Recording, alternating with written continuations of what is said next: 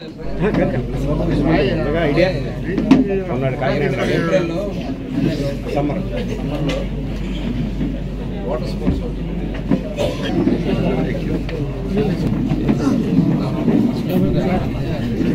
రోజున వైఎస్ఆర్ పార్టీ ప్రభుత్వంలో ఉన్నప్పుడు ఆనాడు ఇక్కడ ఎస్పీగా ఉన్నటువంటి రవీంద్రబాబు గారు నా మీద ఒక తప్పుడు కేసు పెట్టి నన్ను అరెస్ట్ చేసి నా కుటుంబాన్ని కాకుండా యావత్ ఆంధ్ర రాష్ట్రంలో ఉన్నటువంటి ప్రతి ఒక్కరు కూడా బాధపడే విధంగా చేసినటువంటి వ్యక్తి రవీంద్రబాబు.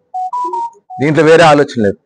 కానీ ఆయన్ని తీసుకొచ్చి పార్టీ కార్యక్రమాల్లో ఒక ప్రభుత్వ అధికార కార్యక్రమం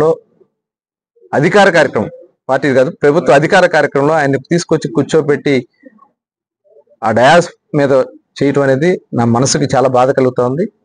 ఖచ్చితంగా అధిష్టానం దృష్టికి వాళ్ళు పరిశీలిస్తారని చెప్పి భావిస్తున్నాను. ఇలాంటివి జరిగిన సందర్భంలో కఠినంగా వాళ్ళ మీద చర్యలు తీసుకోవాలని నేను భావిస్తాను.